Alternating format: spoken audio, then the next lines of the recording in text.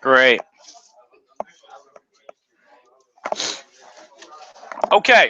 So, raise your hand if you can hear me. Excellent. So I'm going to break this down. This is three empires here, and one important thing that we got to remember why we could talk about um, Muslim empires and why we could talk about any sort of religious empires. The idea that you live with it of at least in the United States, of the idea of a separation of church and state, the separation of religious beliefs from government in both ways, meaning government can't for the most part, tell people what to do religiously, except for within certain reasons. And at the same time, that religion, among some people, the belief is that it shouldn't really influence politics in a way that's anything more than, say, your personal beliefs. Uh, that doesn't exist before the modern era, before what we're going to call the Age of Enlightenment, which we'll look at later. And it definitely doesn't exist in the Islamic empires in this time, or even some of the Islamic countries that exist today. There are, for instance, the Islamic Republic of Iran is the governing of the country is tied up with religion in a lot of ways. It's not entirely that way, but a lot of what is considered legal behavior is based on the religious beliefs of the religious clerics within the country. So that's important to keep in mind, is that, the idea that, the separation of church and state is a completely modern idea that most people at that time would not have thought was appropriate. So here's our main idea. We're looking at three Islamic empires. They were pretty powerful in the time period that we're talking about. Now you have to understand, these places this is not, like, especially with the Ottoman Empire, this is not after these European countries started to explore. This is either before or maybe during. But the big thing here, and what we've talked about before, is though these empires are very powerful, eventually when Europeans show up, the Europeans are going to be able to exert some power over them. To the point where by 1923, this right here, which is sort of the end of World War I, the modern day countries that you see in the Middle East were not created by people who lived there who decided they wanted to make a country. They didn't get together and say, hey, we're all Iraqis. Let's make a nation called Iraq. That's not what occurred. Those countries were created by the British, the French, the United States, and a couple other countries at the end of World War I, carving up this one empire, the Ottoman Empire. So when you look at those modern day borders, they were not created by anybody that lived there. And we'll talk about that later in the course. Anyway, so we want to talk about how those Muslim leaders ruled and know a little bit about the geography of what we call the Middle East and the Indian Peninsula. Okay, three empires. The Ottoman Empire, here's a map, rules what's modern day Turkey, even got up to into Greece and partway into Europe. They get about as far as Vienna and Austria before they really, that's as far as they got. Unless you're talking about further to the west, where they actually took over part of Spain. And part of Spain's modern history was the fact that they were able to push the Muslims out and reunify a Christian Spain, basically. You don't get to have Columbus until that happens, and they do that. All right, this is the Safavid Empire, which is otherwise known as Persian. This isn't the Persian Empire from 300, okay? Not the same thing. Is it in Persia? Yes. Were the people Persian? Yeah. But the Persians that you see in 300, they were not Muslims. There's no Islam. There's no even Christianity at that point. All right, and this over here is the Mughal Empire. That's the major empire that controls this area until the British start showing up. Now, when the British show up here, as I mentioned in the previous class, a lot of times we think about ourselves in nationalities. When we go to the Olympics, we think about ourselves in nationalities.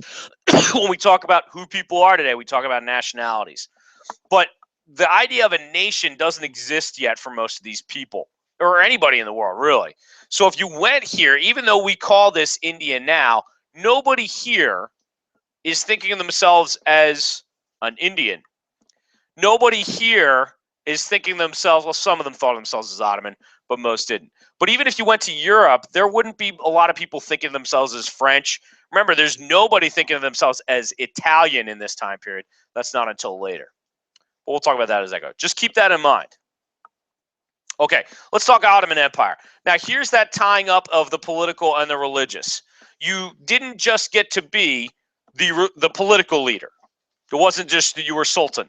You had to be the caliph as well, the religious leader. That's still the case and is still left over a lot of European countries. For instance, England, the king or the queen is not just the king or the queen. They're the head of the Anglican Church. They don't conduct church services or anything, but they are the leader of the church within the country. So Suleiman is really the first major ruler. He had a well-trained army, pretty capable bureaucracy, so he could run his country. And he rules the Ottoman Empire. This is an example of Ottoman architecture, but the only Ottoman part of it are these minarets right here. This main part was built under a Christian empire, which was the Byzantine Romans. A little bit before that, we haven't really talked about it.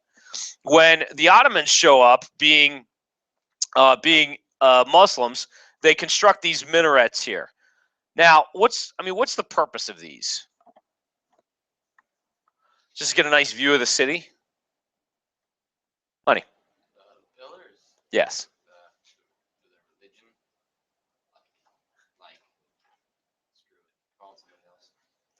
Okay. No, you're right. It is religious. There's a practical purpose. Could be. Architecture is not just about what it does, but what it says. Nick? Okay, yeah, there might be a spiritual aspect to it. Okay, so probably one of the classic things you'll see if you ever watch a movie on the Middle East in the United States. I know it's in Black Hawk Down. It's probably an American Sniper. Pick a movie where Americans go to the Middle East, and you'll probably see, they do this to set the scene. They show one of these towers sometimes, and they'll have someone start the Islamic call to prayer. Starts off Allahu Akbar and continues, and there's a it's not a song. Don't get that idea. It's not a song that someone's singing. It's a chanted call to prayer. So the call to prayer in the early Muslim cities was given from, you could do it on the ground, but the only people that are going to hear you are the ones that are nearby. So you built really tall towers, and you got the person was called the muazzin. You put him at the top, and here he could give the call to prayer to let everybody know that it was time for morning prayers or afternoon prayers or whatever. So they serve a function in being able to get the message out to everybody that it's time to pray. You might see something similar in Christian churches that isn't necessarily for a call to prayer, but is done to signal people in a city. A bell, yeah. It's the same sort of thing. Get everybody on the same page as to what's going on. So yeah, that's what that's for. Muazzins today, some still do it vocally, but as cities have gotten bigger, they found it more likely to, more useful to put, loudspeakers and things like that. So that's Ottoman architecture. Okay, so this is Suleiman.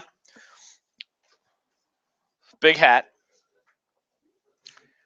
Now he's got a problem that lots of leaders face when they have many religions within their country, or people that don't necessarily all identify with each other.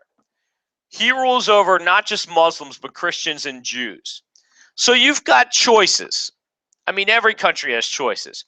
You could choose to tell everybody, listen, you're all going to have to adopt the religion that I've adopted. And plenty of countries do that and attempt to do that. But you've got trade-offs with that. You're going to have to enforce it. If anybody challenges it, they might try to overthrow you. Who knows? So what Suleiman did, and why he's admired by many, was he adopted an idea of religious tolerance. Now, this is not religious tolerance in the sense that you might have today of anybody should be able to believe whatever they want, and that's really nice. No, this is not. This only extends to Christians and Jews, fellow monotheists, because they all believe in the same God. This did not extend to polytheists. You didn't get to live in the Ottoman Empire and be, a pagan or a Wiccan or something like that. That wasn't an option. Now, if you were a Christian or Jew and not a Muslim, you did have to pay a tax that was part of, I guess, an incentive to convert, basically.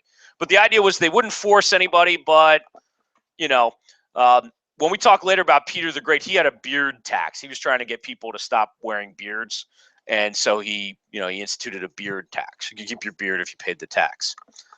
Anyway, he was a pretty capable administrator. Yeah. Later, I mean, Peter the Great does that because he felt like he was trying to get people to be sort of more, westernized, exactly. So, and he thought the beard was a symbol of being Russian. Yeah. So, okay. So they reformed the military and the government. Incredibly exciting political reform. The problem is by World War I, they really ceased to be a major power for a lot of different reasons.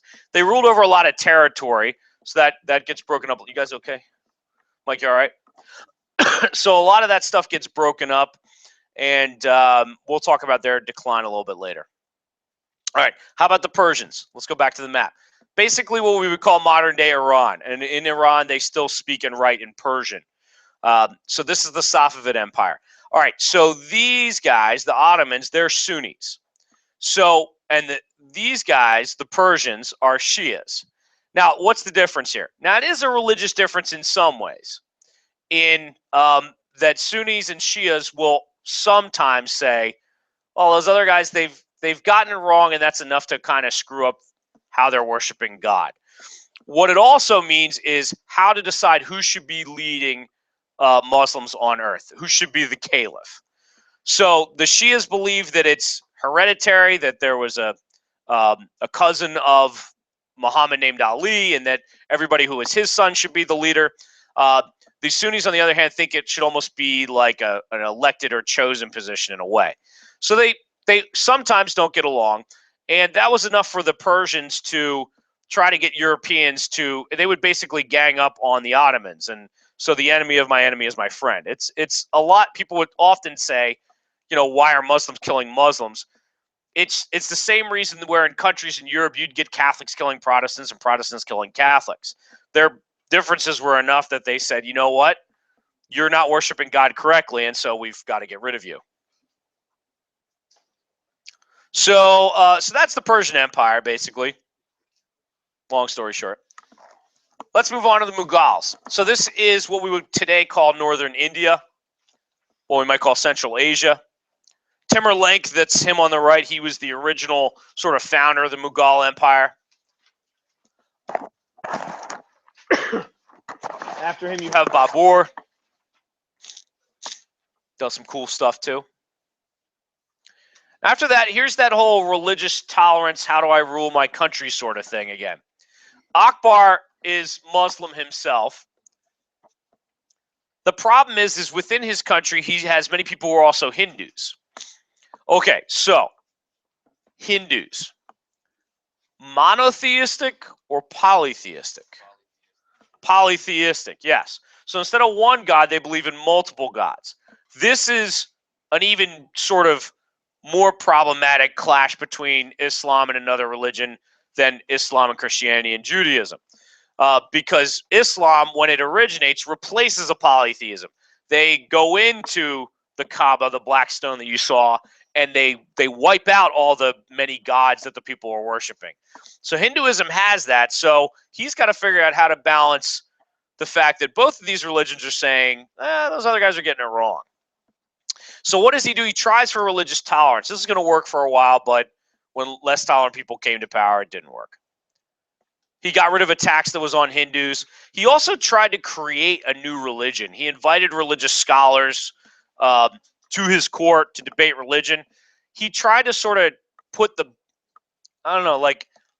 best parts of all these religions together to try to come up with the one that made the most sense. Didn't really catch on. Anyway, so they sponsor art, music, literature. Whenever we talk about this stuff, sponsored art, music, literature, learning, just remember, for most of the time we're talking about, they didn't sponsor this for anybody that was like a regular person. If you're a peasant in these countries, you're not taking a day trip to the art museum or anything like that. You're not going to the library and, cashing out some summer reading. This is stuff that's mostly for the rich, but at least they were trying. This is Mughal architecture, the famous Taj Mahal. This is actually a tomb that was built for the guy's wife. So Yeah. Yeah, she's in there. Okay. Into that religious sort of not instability, a third religion begins to originate in the 1600s. This is called Sikhism. So Sikhism is a monotheistic religion. The problem is that it's not exactly the God of Sikhism is not necessarily the same one as Judaism or Christianity or Islam. So you get a third religion in there that's sort of mixing things up. And so the Mughal religious rulers eventually decide, many of them decide, religious tolerance is not the way to go. They were Muslims, so they start to crack down on Hindus. By the time the British show up, they're gonna kind of mess with that a little bit too. This carries up to the present day. When you look at a map of that area of the world and you see India, when the British actually let India go, they have to split it into a few different countries because Muslims are worried that if Hindus take power, they'll oppress Muslims, and Hindus are concerned that there's going to be Muslims who might have a problem with Hindu leadership. So they actually split them into different countries. That's where you get India and Pakistan. Now, eventually, these empires decline when the Europeans show up later in the game. The Europeans are going to be able to dictate terms to the Muslim empires. When your rulers are hereditary, when it's your son, I mean, how many of you have families where everybody is smart, intelligent, capable, and hardworking? Right. So as things go along, maybe the first guy was really good and his son was really good, and then the next guy was really good, but sooner or later you're going to hit some bad apples, and when that happens, empires fall apart. When you're on top, too, when you're like a dominant empire, you don't try to find ways to change things and innovate. So in many cases, when the Europeans showed up, these empires were like, we're at the top. What's the sense in trying to adopt some of their technology or whatever? Some people think that because they were land empires and didn't focus on sea power or trade, that this led to their decline too. That was fast. Yeah. I didn't quite John Green it, but all right, we're going to answer